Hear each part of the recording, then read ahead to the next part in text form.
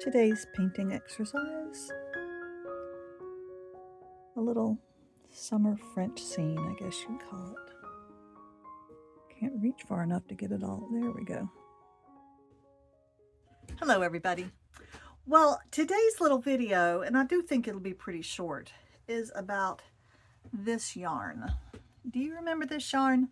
This is Malabrigo Nube, okay? And I'm gonna have to dig back into my old files on my backup to find some footage. It's not that long ago. I think it's in the last year that I spun this up.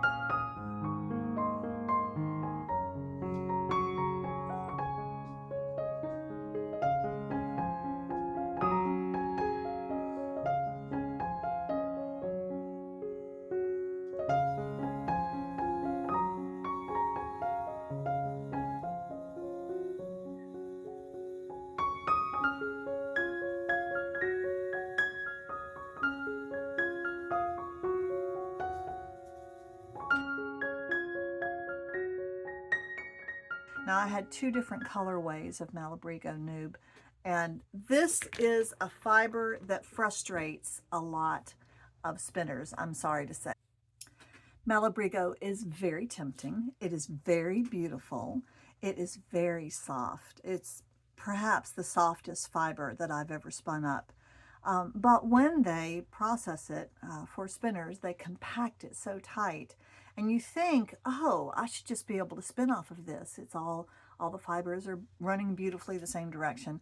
But when you try to spin it, unless you're really experienced, you realize you're on a fool's errand. And so this is what you end up with. At least this is what I ended up with. And I'm not a great spinner, but there's a whole lot of thick and thin.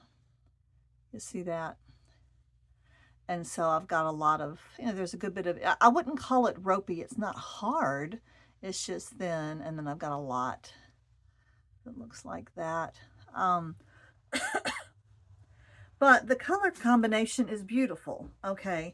And this sat around, I had two hanks of it. Each one of those roving bundles produced a nice big hank. And so it sat around for a long time, and then finally I thought I need to do something with it. And because it is soft, I thought I would turn it into I'm going to call it a shoulder shawl, a neck shawl. And I finally found exactly what I want it to look like, and the pattern, if you want to call it that. I got this from Kate Jackson. I may have mentioned it before.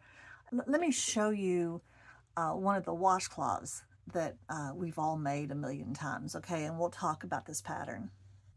So here's the thing I learned to do first, which is you start with just like 4 little stitches, and you know how it goes. At the beginning of each row, you increase one, only the beginning, not the end of each row. And so if you do that, it gradually increases into this triangle. And then when you get, this is about 40 stitches, and then you decrease 1 stitch at the beginning of each row. And it gets you back down here, and you end up with a square if you do that. Now, what I heard from Kate Jackson was, if you increase from that point that you start with 4 stitches, if you increase on both the beginning of the row and the end of the row, of course, it's going to splay out even further. And if you do that until it's very, very long, you'll end up with this really long triangle, okay? And that's what I'm going for, because it produces a shawl that may only be, this deep to the tip, but the length is quite long, and so you can put it over your back. It'll keep the top of your back warm, and it'll come over your shoulders. You can cross it across your chest and tie it in the back if you want to. You don't have to do that. I've made enough of these big rectangular shawls. I've started draping them across the front because they're just so big. But what I really like in the wintertime is something I can wear to keep my neck and my back and my shoulders warm, but my arms free, that will stay secure on my body and that I can still work in. If I'm in here and it's kind of chilly in my studio. And I've got this one. I made this ages ago, and it's rather like that, but it's pretty long in the back. I want something smaller and simpler. And this is a little scratchy. It's wool. This is so soft. So yeah, I'm excited about this. So let me show you. This is what I've done so far, and I'll show you what it's looking like. It's not fancy at all. Okay, warning heads up, but I do think it's going to look fine. Okay, so here's, this is one of those hanks that I've just kind of unrolled, but I'm gonna twist it back up, put it away. And so this is how far I've gotten so far. Here's where I started, okay, down here. Now, starting to fill up these. This is a size 10.5. These are those, I love these bamboo needles. And this one's pretty long. It's longer than this. This is a 24-inch mat. It must be 30 something, probably 32. Okay, it's the longest one I could find in my little inventory of needles. Now, I started this, and I started out doing a garter stitch, which is where you just knit, knit, knit. And it produces a very dense and thick, which is warm, stitch. But I kind of thought, boy, I might not want the whole thing to look like that. Notice the blue, beautiful blue. This is all one of those colorways. So then when I had gotten this, what is that, about 3 inches? Yeah, probably about. Then I decided to do a little bit of stockinette stitch. Okay, where you, and so this will end up being the right side, I think, because on the other side, it pretty much looks all purl.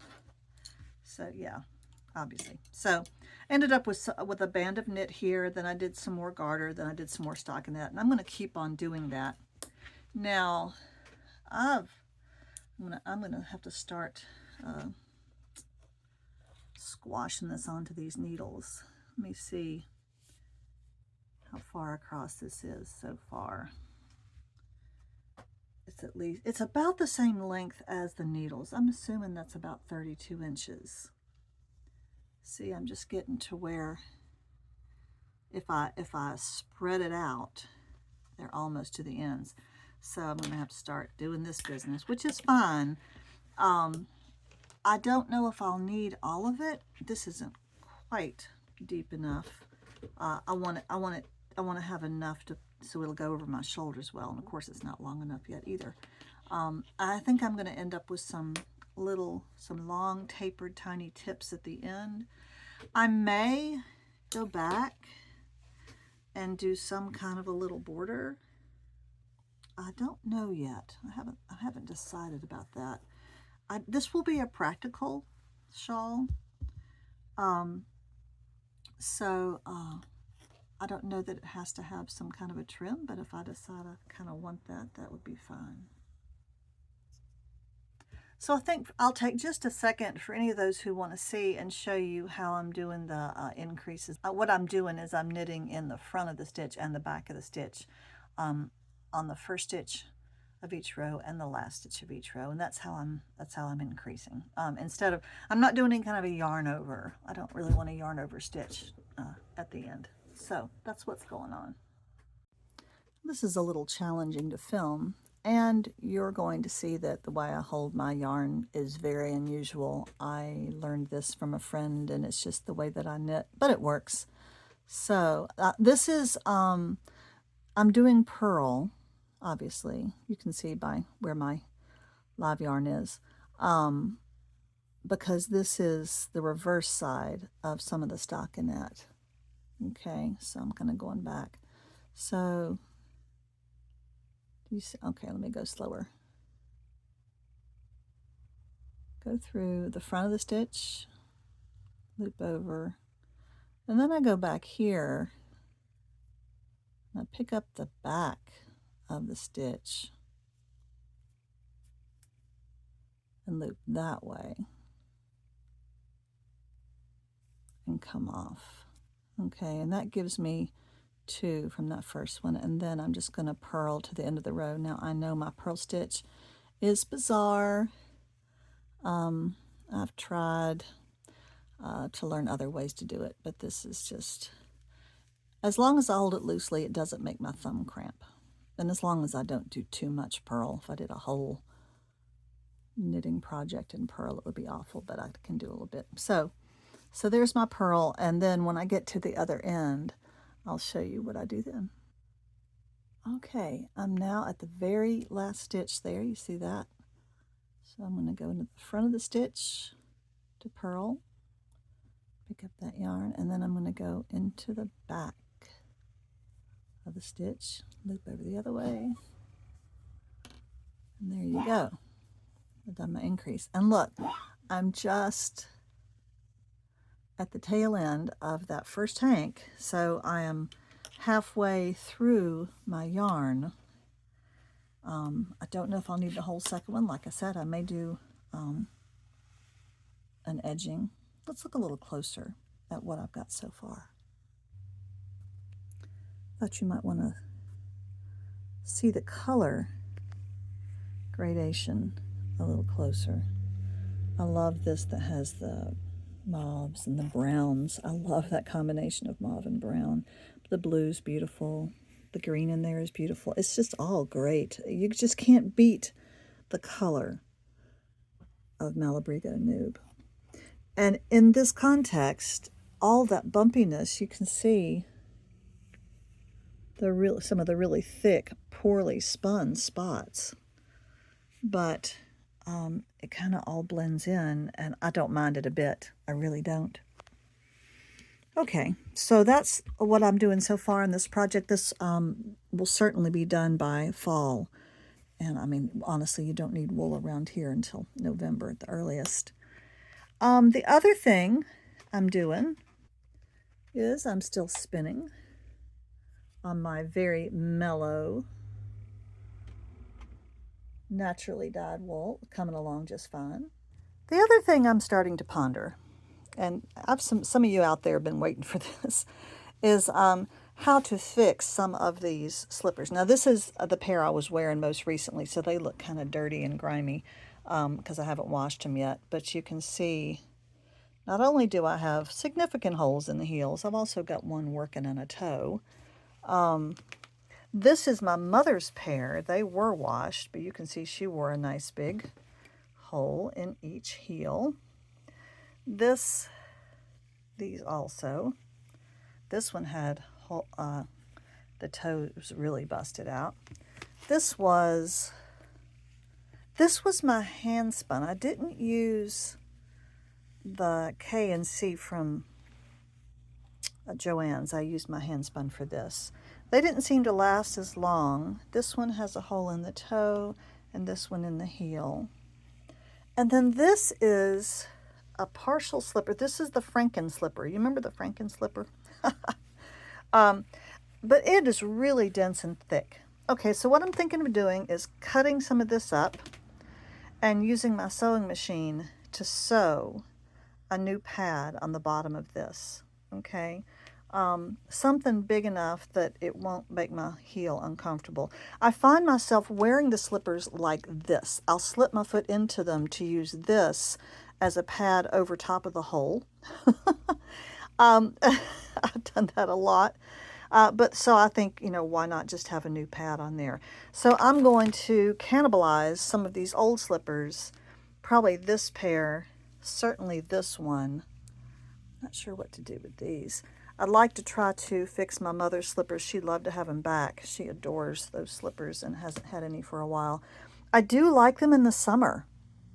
Wool is very breathable and it keeps your feet dry.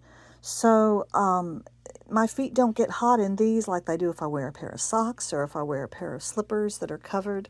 I don't like to go barefoot because my feet get sore, even in the house. So I'd like to have this pair up and running again. Maybe this pair. Probably my mother's pair too.